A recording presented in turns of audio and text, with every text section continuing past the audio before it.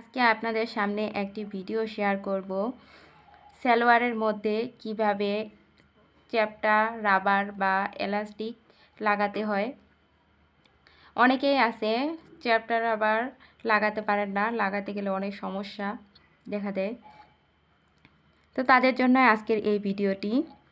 40 ইঞ্চি বডির জন্য আমি এখানে রাবার নিয়েছি 11.5 ইঞ্চি, 12 ইঞ্চিও নিতে পারেন, সমস্যা নেই।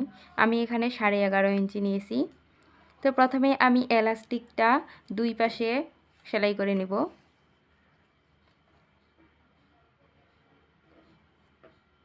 এই যে একটির উপরে আরেকটি বসিয়ে দিয়ে সেলাই করে নিতে হবে।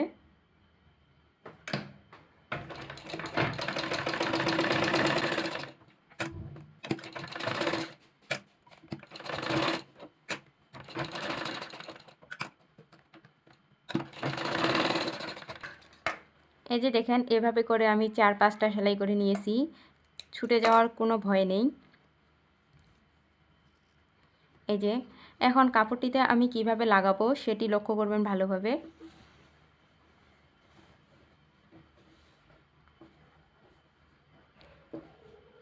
সালোয়ারটি উল্টো পাশে কিন্তু রাবারটি লাগাতে হবে। তো প্রথমে আমি রাবারটি এভাবে দিয়ে কাপড়টা ভাঁজ দিয়ে নিলাম। ভাঁজ দিয়ে নেওয়ার পর দেখেন এভাবে সেলাই করলে কিন্তু ভালো দেখা যায় না, যার কারণে আমি 2 পয়েন্ট বা 3 পয়েন্ট ইঞ্চি কাপড় ভিতরে এইভাবে মুড়িয়ে দেওয়ার পর সেলাই করে নিব। আমি রাবারটি কিন্তু একটু সাইড করে রাখে, যে পাশে রাবারের উপর দিয়ে সেলাই দিবেন না, রাবারের সাইডে কাপড়টিতে সেলাই দিবেন। আমিও এভাবে সেলাই করে নিলাম।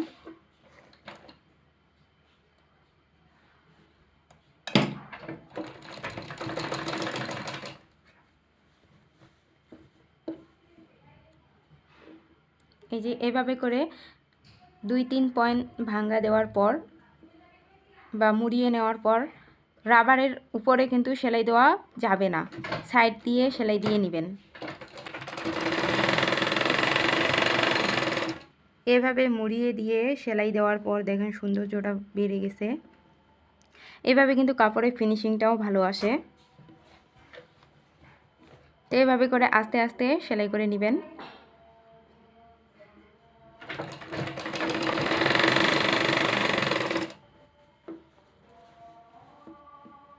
পুরোটাই আমি আস্তে আস্তে সেলাই করে নিলাম।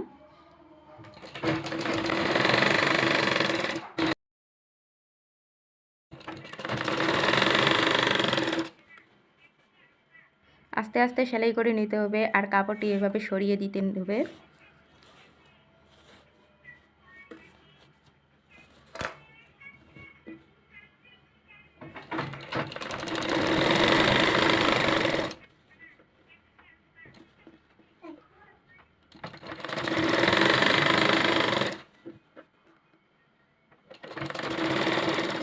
যখন দেখবেন রাবারটা সেলাই করাতে ছোটো হয়ে আসছে, এরপরে কাপড়টি এভাবে সরিয়ে নেবেন।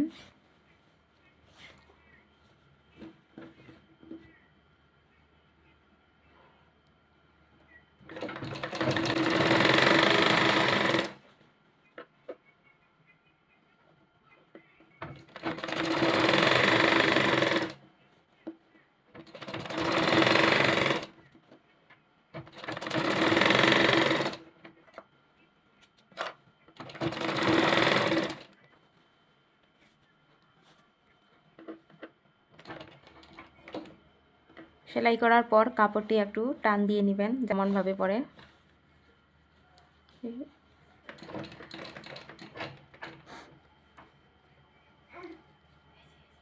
তো সেলাই করে নেওয়ার পর এরপরে হচ্ছে মাঝখান দিয়ে আরেকটা সেলাই দিয়ে নিতে হবে।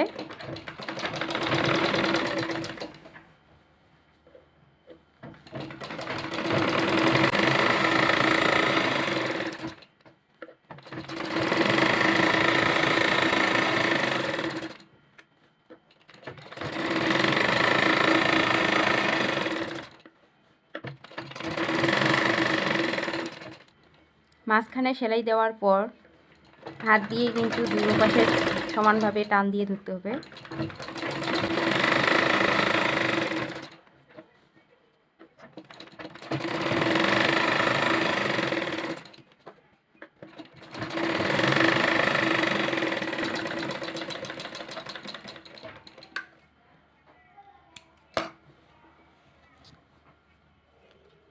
তো এই তো আমাদের রাবার লাগানো হয়ে গেছে, দেখেন রাবার লাগানি কতটা ফিনিশিং হয়েছে মুড়িয়ে দেওয়ার জন্য।